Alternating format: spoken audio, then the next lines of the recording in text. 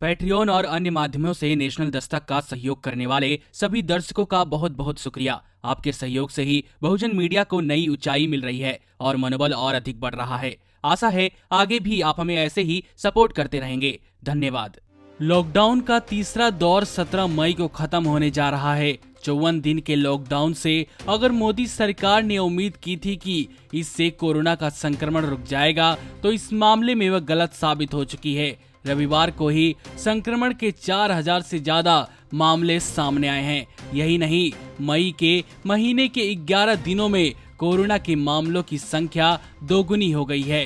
30 अप्रैल को मरीजों की संख्या 33,000 थी, जो अब 67,000 के आंकड़े को पार कर गई है। पिछले 3 हफ्ते से कोरोना के संक्रमण की रफ्तार लगातार बढ़ती जा रही है, जिसका साफ मतलब है कि लॉकडाउन के जरिए कोरोना को रोकने की रणनीति फेल हो गई है। पहला लॉकडाउन खत्म होने पर प्रधानमंत्री नरेंद्र मोदी ने कहा था कि हम कोरोना को रोकने में कामयाब हो रहे हैं। जाहिर है उनका यह बयान भी गलत साबित हो चुका है और लॉकडाउन को 2 बार और बढ़ाने का फैसला भी, जिसे वे कोरोना से निपटने का सही रास्ता बता रहे थे, कहा जा सकता है कि वह भी गलत साबित हो रहा है।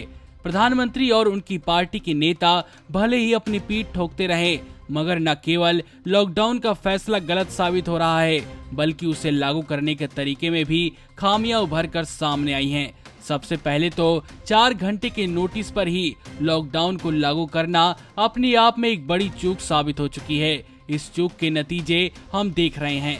लाखों मजदूर लॉकडाउन में ही अपने घर को पैदल, साइकिल या रिक्शे आदि से जाने को मजबूर हो गए हैं। और अब जबकि कोरोना का संक्रमण मार्च के मुकाबले कई गुना रफ्तार से बढ़ रहा है, तो उन्हें ट्रेन से भेजने के इंतजाम किए जा रहे हैं। अगर यही काम 24 मार्च के पहले कर लिया गया होता तो न तो इतनी अफरा तफरी फैलती और न ही ज्यादा संक्रमण के बीच उन्हें वापस भेजने का जोखिम उठाना पड़ता। उत्तर भारत के राज्यों में नेतृत्व भी ऐसे लोगों के हाथों में है जिनसे ज्यादा उम्मीद नहीं की जा सकती। बिहार और मध्य प्रदेश के मुख्यमंत्री और सरकारें वहां पिछले 15 से 20 साल से काबिज हैं, मगर इन राज्यों की स्थिति में कोई सुधार नहीं हुआ है। उत्तर प्रदेश के मुख्यमंत्री की तो बात ही करना बेकार है। पिछले 3 साल में उन्होंने भी साबित कर दिया है कि उन्हें केवल सांप्रदायिक राजनीति आती है। आर्थिक चुनौतियों से निपटना उनके वश में नहीं है। राजस्थान और झारखंड का हाल भी बुरा है।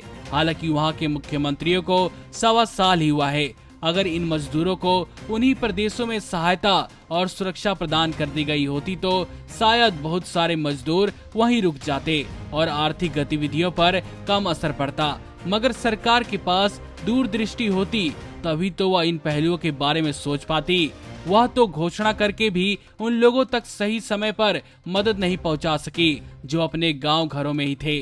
अब मोदी सरकार के पास इसके अलावा कोई रास्ता नहीं बचा है कि लॉकडाउन को हटाकर आर्थिक गतिविधियों को शुरू करे। जाहिर है कि फिर से बिना ठोस योजना के आगे बढ़ रही है, या यूं कहें कि अंधेरे में हाथ पांव मार रही है। इसलिए इसमें हर तरह की जोखिम है। बिना विचार विमर्श के निरकुंज ढंग से चलने वाली सरकारें इस तरह देश और समाज का नुकसान करती हैं। उनमें खुद को सही मानने का इतना अहंकार और जिद होती है कि वे किसी की सुनती ही नहीं। लाजमी है कि हिंदुस्तान भी भुगत रहा है और आगे भी भुगतेगा। नमस्कार। नेशनल दस्तक अपनी आर्थिक जरूरतों को पूरा करने के लिए अपनी ऑडियंस पर निर्भर है। बहुजन समाज से संबंधित मुद्दों को उठाने के कारण यूट्यूब की तरफ से नेशनल दस्तक की कई वीडियो पर एड्स नहीं दी जाती, जिसके कारण हमें आर्थिक समस्याओं का सामना करना पड़ रहा है। आपका एक छोटा सा कदम बहुजन मीडिया को बचा सकता है। आपके सहयोग और सहायता के कारण ही हमने अभी तक यह मुकाम हासिल किया है। नेशनल दस्तक को आप पैट्रियन के जरिए सपोर्ट कर सकते हैं। इसके साथ ही आप अन्य माध्यमों जैसे यूपीआई, गूगल पे, डेबिट कार्ड, वॉलेट, फोन पे आदि से भी हमारी मदद कर सकते हैं, जिसका लिंक वीडियो के नीचे डिस्क्रिप्शन में डाल दिया गया है। पैट्रियन पर आप हमें प्रतिमाह $2 यानी 140 रुपए प्रति माह से हमारे साथ जुड़ सकते हैं। दूसरे माध्यमों में राशि की कोई सीमा नहीं है। आपके सहयोग से ही बहुजन मीडिया को एक नई दिशा मिली है और इसे अभी एक नए मुकाम तक लेकर जाना बाकी है, जो आपके साथ के बिना संभव नहीं है। आपसे डायरेक्ट फंडिंग से हम आपके अधीन हो जाएंगे और एक स्वतंत्र मीडिया के तौर पर समाज की आवाज को बुलंद कर पाएंगे। धन्यवाद।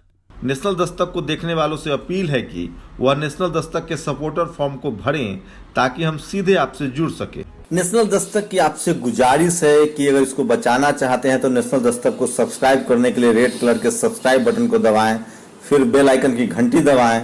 नेशनल दस्तक को बचाने के लिए बहुत जरूरी है कि हर खबर को शेयर करें, लाइक करें, कमेंट जरूर करें।